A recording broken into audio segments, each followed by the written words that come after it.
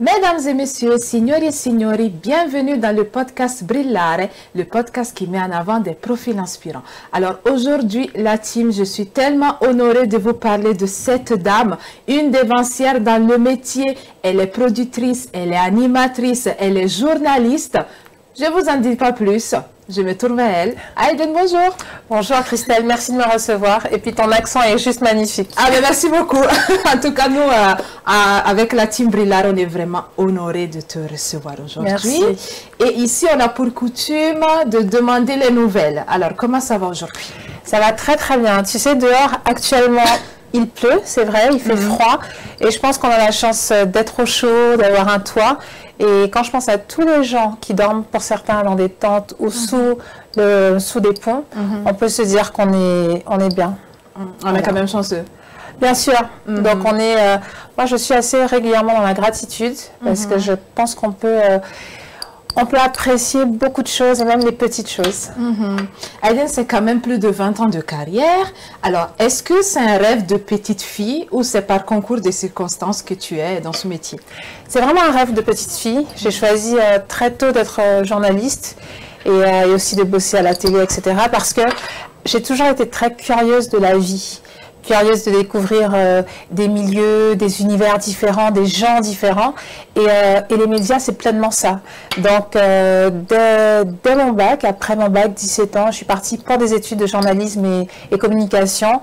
Et j'ai toujours été ravie de faire ce métier. On va sûrement revenir sur cette longue carrière, sur tout ce que tu as pu apporter. Mais déjà, si tu devais te présenter, quel serait le mot que tu mettrais en avant? Alors, je suis une femme caribéenne, afropéenne, fière de ses différentes racines, femme de médias et femme de mode. Là, c'est très clair. Voilà. Très clair, concis et précis, comme une vraie journaliste. D'accord, Aïden. Alors, Aïden, tu nous viens d'où? Quelles sont tes origines? Je suis originaire des Caraïbes, donc de Guadeloupe et Martinique. Et comme tu le sais peut-être, aux Caraïbes, on a pas mal de mélanges. Donc, mon papa est d'origine indienne. Ma maman est ce qu'on appelle une chabine. Elle est mélangée noir et blanc. Donc, on a tout ce côté. Donc, j'ai du sang africain de par ma mère, indien de par mon père, et aussi blanc de par ce mélange. Et on a tendance à dire que les Afro-Caribéens sont très loin de la terre-mère, l'Afrique. Est-ce que c'est ton cas et quel est ton rapport avec le continent? Alors moi, c'est l'inverse. Je pense, Dieu merci, que depuis quelques années, beaucoup de choses sont en train de changer et que la diaspora fait un. Pour moi, on est les enfants d'un même arbre. Et je prendrai l'image peut-être du baobab, avec cet arbre vraiment ancré avec ses différentes branches. Et nous, les Caribéens, sommes l'une des branches, avec aussi ce degré de mélange avec d'autres peuples qu'il y a eu, les peuples originels des Caraïbes qui étaient les Arawaks notamment. Mais bien sûr, il y a cette racine africaine. Ma grand-mère a des traits typiquement afro et je pense qu'elle est d'Afrique centrale, mais il faut que je fasse la recherche ADN.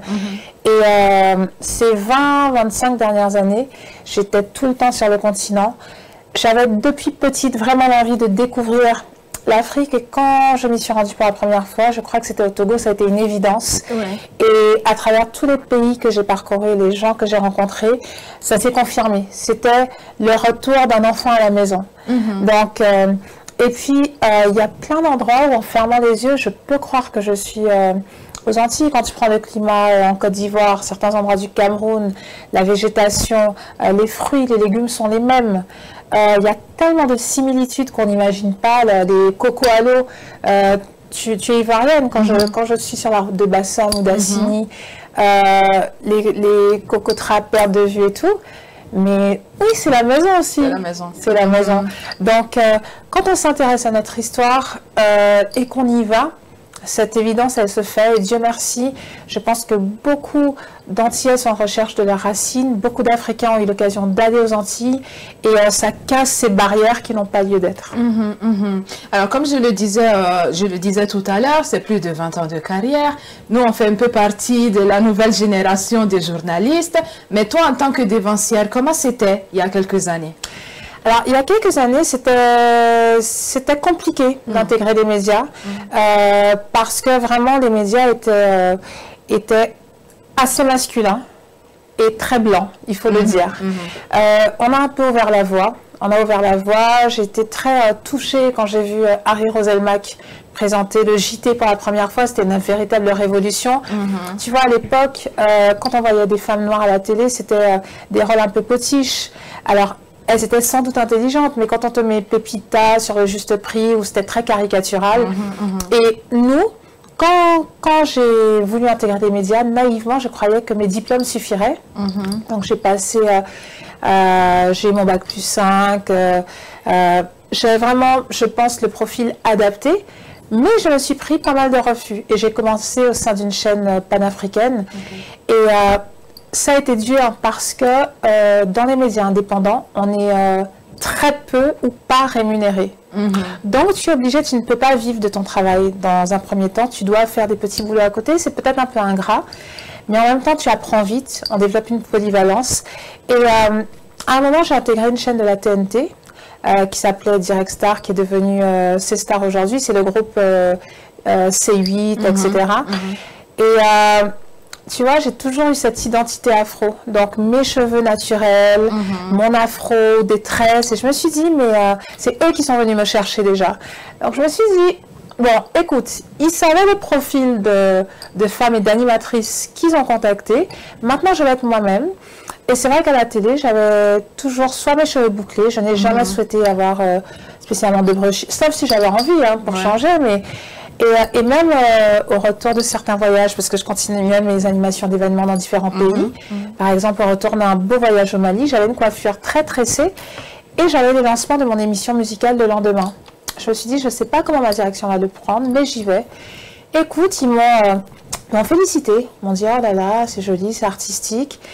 Et en fait, tu comprends, en fait, pour moi, c'était une bonne leçon parce que ça montre qu'à partir du moment où tu assumes ton identité et surtout que tu es professionnel, tout ça devient secondaire. Ça. Et aujourd'hui, tu as des femmes comme Karine Diok sur M6 qui a porté sa coiffure loxée. Après, il y a eu plusieurs Miss qui ont arboré leur afro. Donc, on s'est habitué à l'identité noire, afro à la télé. Mais nous, on a été un peu précurseurs. Et je pense que c'était nécessaire, mais aujourd'hui, je suis fière de voir mes sœurs avec leur diversité dans les médias. Ben, merci beaucoup d'avoir ouvert la voie, parce que effectivement, Aïden, je vais le dire, c'est un peu la personne qu'on regardait à la télé. Nous, on rêvait un peu, on ne savait pas encore qu'on allait embraser une carrière de journaliste, mais quand même, on regardait nos grandes sœurs à la télé, ça nous inspirait totalement. Ça fait chaud au cœur. Merci à toi. Ben. Alors, Aïden, justement, tu as parlé de précaution, ouvrir la voie. Comment c'était au niveau de la concurrence? Parce que je sais que c'est aussi un métier très compétitif. Et souvent, pour se placer, malheureusement, si tu n'as pas forcément cette bienveillance-là de le faire bien, souvent tu peux faire des coups bas. Mais est-ce que toi, en tant qu'animatrice, justement, tu as vécu ça? Alors, notamment vis-à-vis des autres femmes, je ne ressens pas de concurrence et je ne veux jamais me placer sur un terrain de concurrence. Pourquoi? Parce que tu vois, j'aime particulièrement le nom de ton podcast, Brillare. Je pense qu'on a tous une lumière intérieure qu'on doit travailler à développer et qu'on a tous une identité forte ou pas. Tu vois, et il y a déjà assez de travail à devenir bon dans ce qu'on fait, à devenir une meilleure personne. Donc, je ne me suis jamais posé vraiment les questions de la concurrence. J'essayais juste d'être douée dans ce que je faisais. Dieu merci, sur le plan de l'animation, par exemple, et de la présentation d'événements, j'ai pu présenter énormément d'événements très prestigieux dans le monde entier et recevoir plusieurs prix pour ce que je faisais. Et les compliments des gens qui étaient dans la salle, qui me disaient « mais votre élocution, vous nous avez transporté, etc. » Ça me confortait dans le fait de me dire que j'avais choisi la bonne voie. Maintenant, il y a des coups bas dans ce métier, il ne faut pas se leurrer. Et malheureusement, j'ai eu 2-3 fois affaire à des trahisons. L'une des premières, ça a été quand je devais proposer mon émission de mode à TV5 et que quelqu'un en interne m'a fait comprendre qu'on allait s'associer, qu'il allait proposer mon projet à la direction et que lui allait gérer la partie technique. Et en fait, il m'a tout simplement doublé. Il n'avait pas le matériel technique adapté. Il a récupéré mon concept Et un jour, je suis au Burkina Faso, je devais animer un beau show de mode. Et je tombe nez à nez avec une jeune femme qui me ressemble un peu dans le style et tout. Et un jeune homme, et je demande qui sont-ils. On me dit que c'est l'équipe de mode de TV5. Je dis pardon. Et en fait, qui était derrière, c'était exactement ce monsieur qui m'avait planté un couteau dans le dos. Mais ça n'est pas grave parce que, alors eux, je ne pouvais pas leur en vouloir. D'ailleurs, par la suite, on a sympathisé. Mais lui a été vraiment sur ma blacklist. Parce que voilà, il y a des gens sans scrupules. Et Dieu merci, j'ai pu quand même proposer mon émission en tant que productrice à 13 TV. Ça a duré 10 ans avec eux, j'ai eu des bons annonceurs et ce fut malgré tout une très belle aventure. Une très belle victoire et aventure. Une victoire et dans la vie, vraiment, souvent il y a des épreuves, mais il y a ce qu'on en fait. Et je ne sais pas si tu es croyante, moi je le suis et je pense que quand on a bon cœur, quand on a la foi, Dieu aime la justice. Donc il rétribue toujours ses enfants. Il y a des circonstances dans la vie où il te relève et puis te donne des opportunités encore plus grandes. Donc ça c'est un peu l'histoire de ma vie. Aïden, je suis allée un peu fouiner sur les réseaux et j'ai trouvé ça, j'ai trouvé une vidéo et on revient.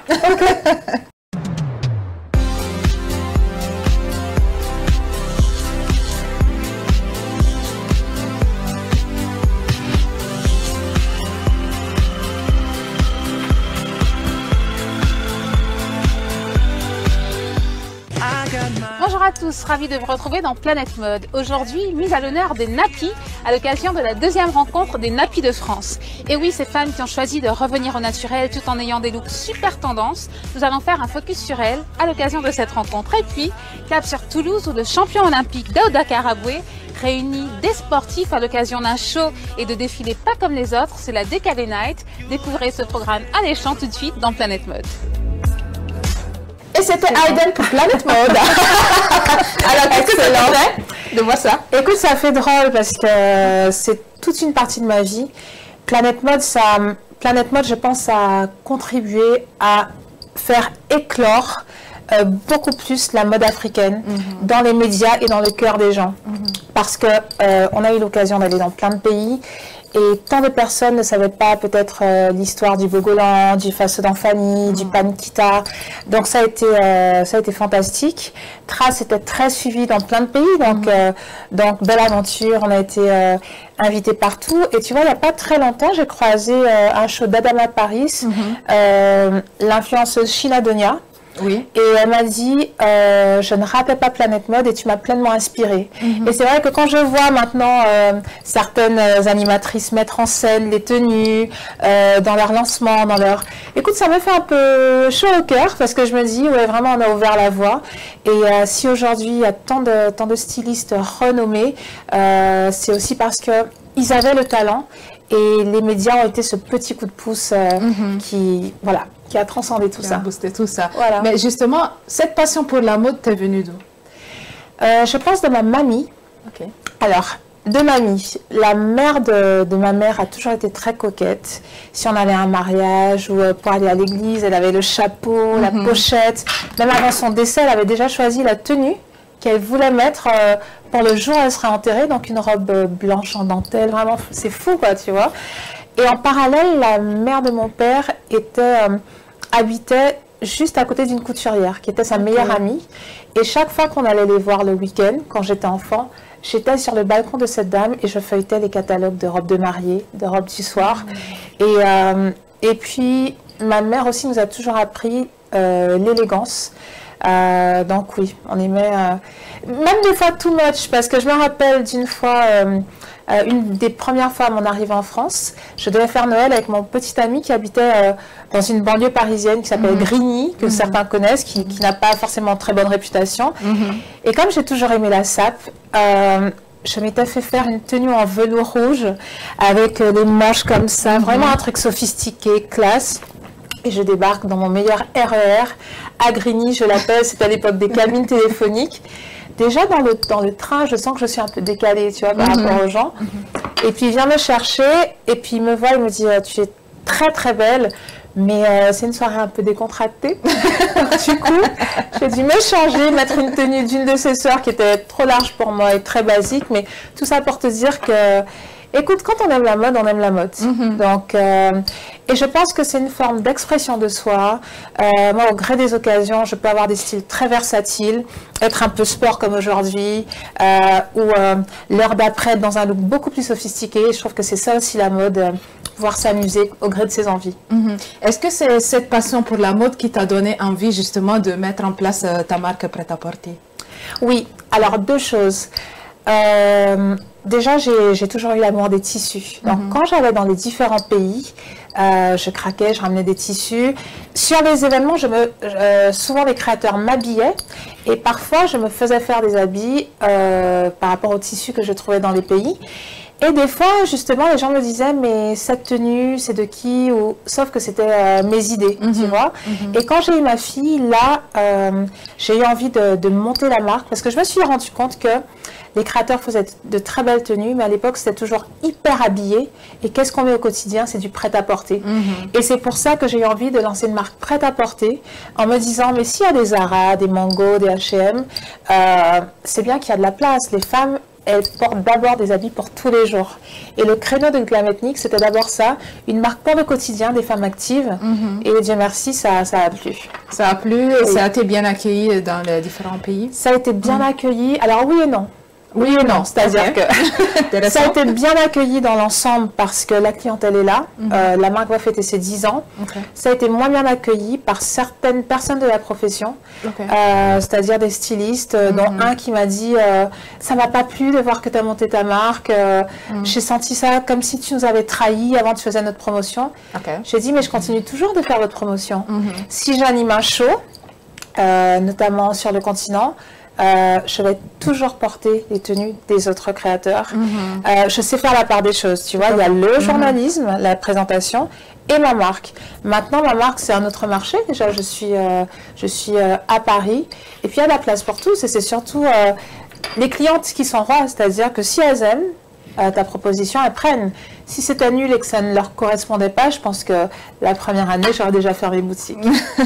C'est clair. Et il y a de la place pour tout le monde. C'est ça. Aïden, si aujourd'hui tu devais réfléchir à un événement que tu as eu la chance d'animer, quel serait l'événement qui t'a vraiment le plus touché? Alors, deux événements, si possible. Un, et je le remercie infiniment, le gala de charité de Didier Drogba. Parce que non seulement c'est quelqu'un humainement que j'admire, il est, et en ayant rencontré sa maman, ses parents, j'ai mieux compris, d'une authenticité, d'une bonne éducation et d'une humilité en parallèle de l'immense star que c'est. Et c'est vrai que j'avais eu l'opportunité d'animer des shows contre le cancer. Il était le parrain ainsi que Samuel Eto'o et c'est là où il a trouvé que j'avais du talent. Et 5 années d'affilée, j'ai pu à Londres, dans l'un des plus beaux hôtels de Londres, co-animer son gala de charité qui avait pour but de construire des hôpitaux en Côte d'Ivoire. Ça a été fantastique. Il y avait tout le gratin de l'entertainment,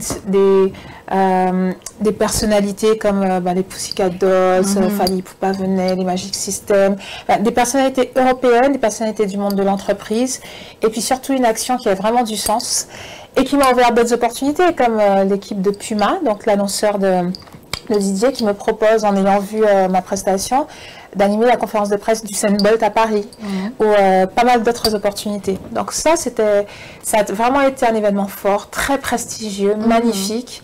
J'ai rencontré des gens comme Thierry Henry, comme Tyson Beckford, le mannequin, etc., qui étaient invités. C'était un beau tremplin. Donc merci à lui et à son équipe. Et sinon, l'événement qui m'a vraiment le plus touchée, ça a été d'animer un concert pour la...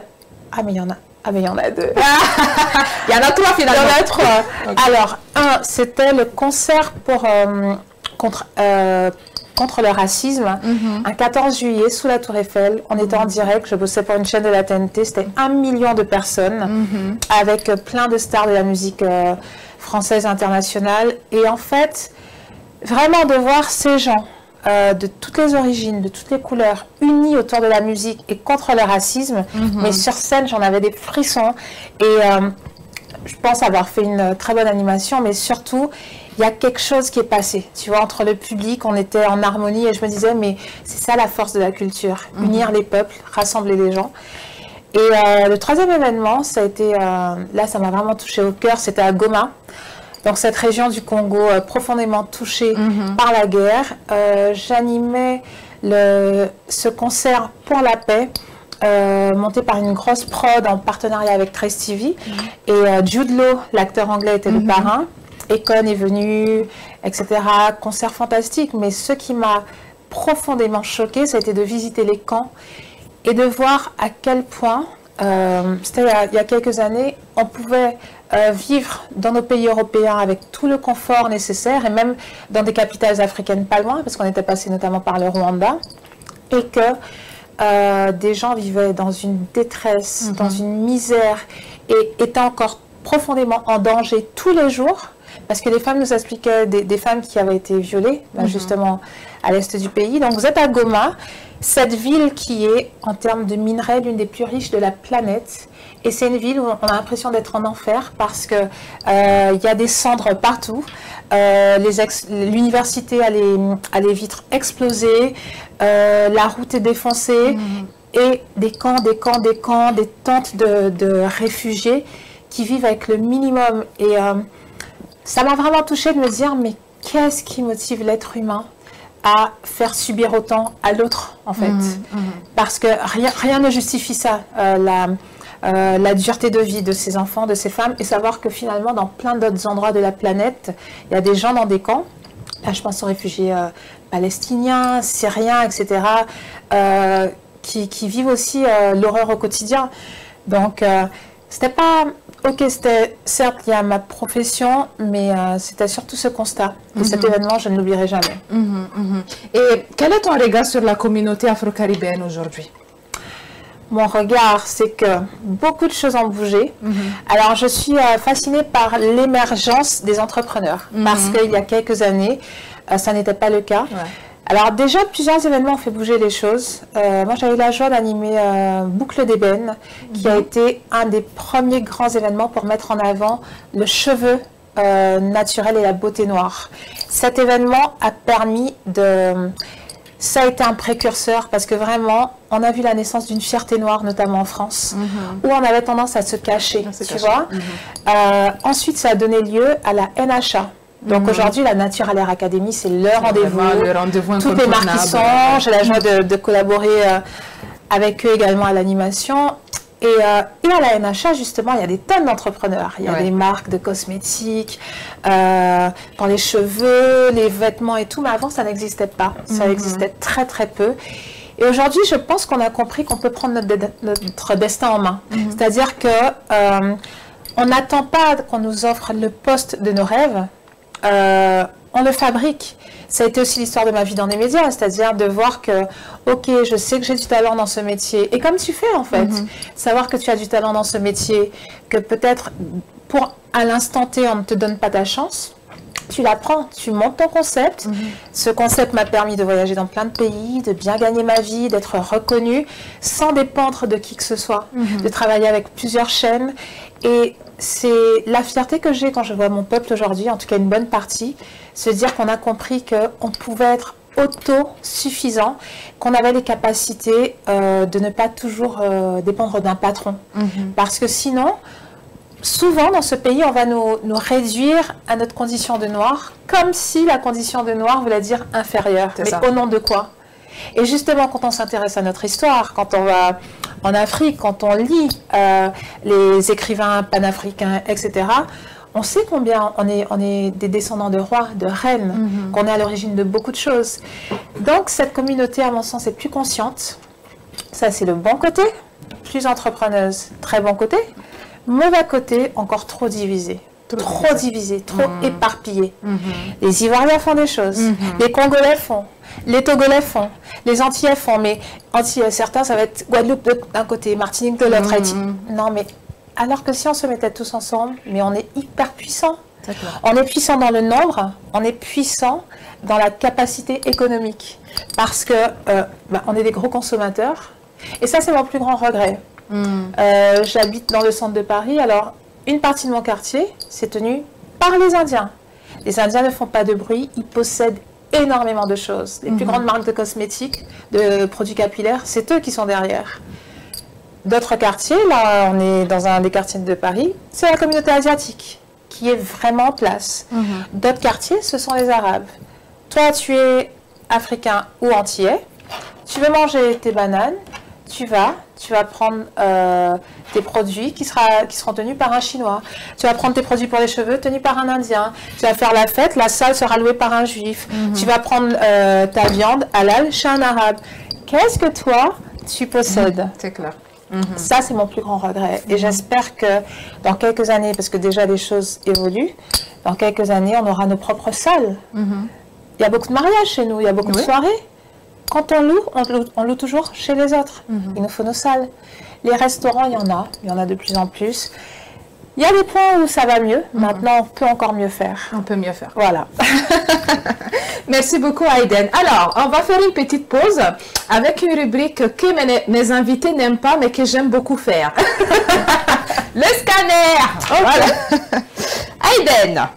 Alors, le but du scanner, c'est je te pose des questions auxquelles tu t'attends pas du tout. Pas de souci, je suis prête. Ok, Aïden. Ton styliste préféré? Gilles Touré. Ok. Pourquoi? Ivoirien. Il m'a habillée sur de nombreux shows et il sait dessiner la femme. Ça veut dire que vraiment, tu rentres dans cette pièce, tu as l'impression d'avoir un corps de bombe. Et puis il a le sens du détail. Et j'aime beaucoup la mode ivoirienne. Donc Gilles, voilà. Coucou si tu nous écoutes ou nous regardes. Gilles. Ok, bah, très bien. Ta musique préférée? Le gospel. Ok. Quel artiste? Kirk Franklin. Ah, bien. Voilà. Ok. Aïden, elle est très précise, hein. Franchement, faut prendre exemple d'elle. Parce que tous mes invités ont fini. Ok, d'accord, bah, super. Qu'est-ce que Aïden aime manger? Quel est son plat préféré? C'est très difficile. Bon, je vais pas encore dire un plat ivoirien parce que j'aime faire J'aime trop le foutou sauce graine. J'aime trop le foutou sauce graine. Mais c'est génial. Oui, vraiment. Mais en même temps, j'aime plein de plats antillais. C'est compliqué. Allez, je dirais un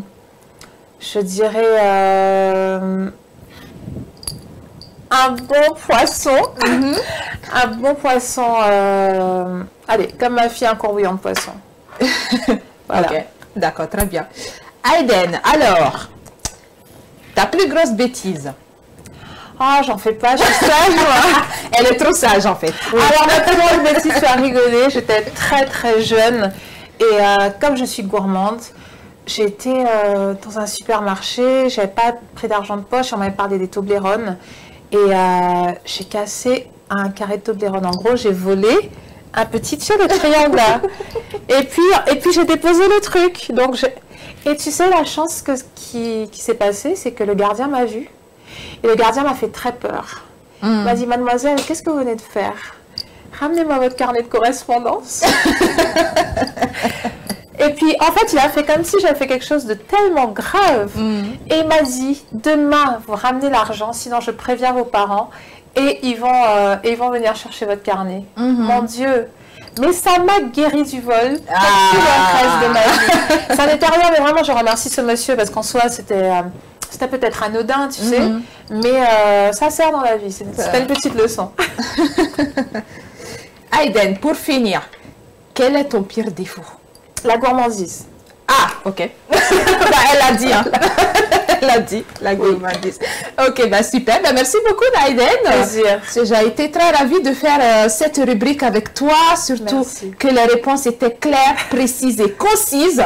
Donc voilà, si jamais, regardez le scanner de Aïden, ça va vous aider. Ok, on va parler d'un sujet qui est très d'actualité en ce moment. Et ça parle de journaliste versus influenceur. Oui. Personnellement, nous, on fait un peu partie de l'école. En fait, on a voulu bien faire les choses. On a fait des études de journalisme. On sort d'école et on se trouve à lutter un peu avec les influenceurs. Parce que on considère que les journalistes sont devenus un peu obsolètes et que les influenceurs sont de plus en plus à la mode. Qu'est-ce que toi, tu en penses? Je pense que c'est très intéressant. Il n'y a pas d'antinomie, c'est deux métiers différents. Ces deux métiers, c'est vrai qu'ils peuvent se superposer.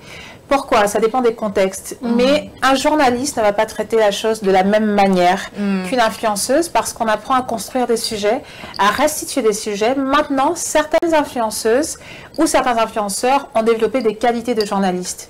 Si je prends l'exemple de Sally, je trouve qu'elle a du contenu très construit. J'ai vu certaines interviews qu'elle a menées, c'était pro, elle est bilingue. Moi, j'aime beaucoup l'approche de Safi Enjoy Life, qui a vraiment un contenu de grande qualité. Elle est influenceuse parce qu'elle fédère beaucoup de gens, mais pour moi, ça n'est pas l'influence basique. Après, j'ai envie de te dire qu'aujourd'hui, être célèbre, on peut le faire. Tu veux surfer sur ta vie privée, il y a des moments dans ma vie où j'aurais pu jouer ce jeu-là, où des gens se sont intéressés à ma vie personnelle, ont fait courir des rumeurs. Et si j'avais appuyé, si j'avais donné un peu de contenu, j'aurais gagné beaucoup de followers parce que sur un buzz, une fausse rumeur, écoute, en 2 jours, il y avait des milliers de gens qui s'étaient ajoutés à ma page. J'ai démenti ça très rapidement et puis j'ai recadré. Parce que, comme tu dis, tu fais des études, tu essaies d'asseoir une carrière constante et de manière sérieuse. Ça n'est pas pour, tout mettre à l'eau comme ça, pour qu'on parle de... Qu'on parle de ma vie, ça ne m'intéresse pas. Qu'on parle de mes actions ou qu'on parle du contenu de qualité que je fais, oui. Maintenant, mon regret, c'est de voir qu'effectivement, les gens confondent parfois l'impact des influenceuses et des journalistes. Tu fais un événement, parfois tu ne vas pas inviter certaines journalistes, tu vas inviter des influenceuses. Sauf que je constate que certaines sont fortes pour faire les belles. Elles vont se montrer, alors des fois, tu sais, bien cambrées, un peu comme ça, très lascives et sexy. J'ai porté telle robe, j'y étais, et tu n'auras rien vu de l'événement. Donc, tu as 400 000, 500 000 followers, on t'invite, tu montres juste combien tu étais jolie ce jour-là, mais ça nous apporte quoi? Tu es jolie, on le sait.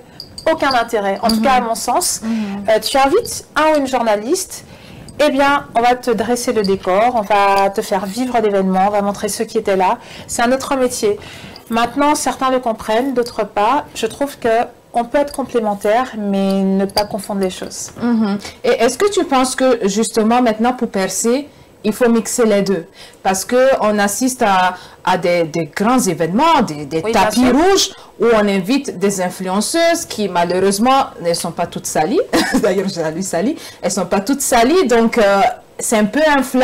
Et on se demande pourquoi ne pas donner la chance à ces jeunes journalistes qui sortent d'école, en fait, qui ont fait des années d'études. Je pense qu'il faut que les gens comprennent qu'il faut les deux. Une année, j'étais invitée à animer un grand salon de la femme et ça s'est très bien passé. Et puis, tu vois, quand je suis sur un événement, je fais beaucoup de contenu pour des interviews de ceux qui sont là. Je fais vraiment vivre l'événement à ma communauté comme si elle y était. Et une autre année, cette dame m'a mis de côté en dernière minute et a fait venir une influenceuse très, très, très suivie. Sauf que ce qui s'est passé, la fille a fait comme si elle était en voyage touristique. Elle n'a pas fait un seul post sur l'événement. Elle a juste fait des photos en montrant que la plage était belle, qu'elle a bien mangé, Et je pense que cette dame a été très déçue, mais en même temps, ça lui a servi de leçon. Parce qu'à un moment, il faut cadrer les choses. Soit tu veux du contenu journalistique de qualité, tu veux qu'on voit vraiment ton événement, soit tu veux qu'on dise un tel y était, c'est bien, mais si on n'a rien vu de ton événement, c'est toi qui sais. C'est toi qui sais. Donc, voilà, il faut faire la part des choses. Je pense que les organisateurs peuvent inviter les deux. Ça n'est pas antinomique, mais savoir que ce sont des métiers différents. Merci beaucoup, Aïden. Alors, quelle est ton actualité? Tu as fait une annonce, parce que moi, je suis toute. Tu as fait une annonce il n'y a pas longtemps, il y a quelque chose qui revient. Alors, il y a quelque chose qui revient. Alors, 2 choses. L'année prochaine, les 10 ans de ma marque. C'est vraiment mon bébé et je suis contente d'avoir pu arriver à bientôt 10 ans. Vraiment belle aventure. Mais je reprends un peu plus d'actualité média avec 2 supports. Un talk show de société qui s'appelle Ça nous concerne. On en a tourné déjà à Paris, on en a tourné en Afrique. Les nouvelles arrivent en début d'année sur un média caribéen et sur le net. Ça s'appelle Ça nous concerne. On parle de sujets comme l'entrepreneuriat au féminin, les rapports de couple, enfin pas mal de choses. Et puis, reprise d'une émission musicale parce que justement, je me suis rendu compte qu'on a beaucoup d'artistes de qualité, les artistes afro-caribéens, mais ils sont un peu boudés par les grands médias. Ils sont même totalement boudés par les grands médias. Tout le monde n'est pas Aya Nakamura ou Taïk. Donc, c'est pas parce que tu ne vends plus des 100 000, des millions d'albums ou de titres que tu n'as pas droit de citer. Donc là, je relance une émission qui va prendre le relais de Saké Show que j'avais produit sur plusieurs chaînes. Et elle s'appelle Fil les étoiles. C'est un format court de 13 minutes avec des artistes de tous bords. On en a tourné quelques-unes et la prochaine, je pense, sera à l'antenne déjà semaine prochaine. Super. Où est-ce qu'on peut te trouver? Sur les réseaux? Alors, sur les réseaux, sur Instagram, Edenland, je relance doucement ma chaîne YouTube parce que j'avoue que, effectivement, étant de la génération télé, j'ai vraiment délaissé le net, mais aujourd'hui, on ne peut pas faire comme ça. Donc, et puis pas mal de gens suivent quand même sur Insta, donc Insta Edenland, AYDENLAND, sur ma chaîne YouTube qui s'appelle aussi Edenland, et puis sur la chaîne Télé Anti, avec qui je contribue, et je fais aussi des contributions ponctuelles avec Noufi. Ok, super. Ton mot de la fin? Mon mot de la fin, c'est de toujours persévérer et apprécier les petits bonheurs de la vie. Parce qu'on a tendance à vouloir chercher l'exceptionnel en ignorant que l'exceptionnel se construit petit à petit. Et puis surtout, je te souhaite une très belle carrière. Je pense que tu as une belle présence, beaucoup de talent. Et ça fait plaisir de voir les petites sœurs de talent devenir des très grandes. Donc, je te souhaite d'être une future Oprah Winfrey. Merci beaucoup. Voilà. Merci beaucoup. Et moi, je vous remercie d'avoir suivi cette émission. J'espère que vous avez apprécié, comme moi, de discuter avec Aïden. Et nous, on se retrouve très bientôt pour la découverte d'un nouveau profil inspirant. Je suis la journaliste, votre présentatrice. Ciao!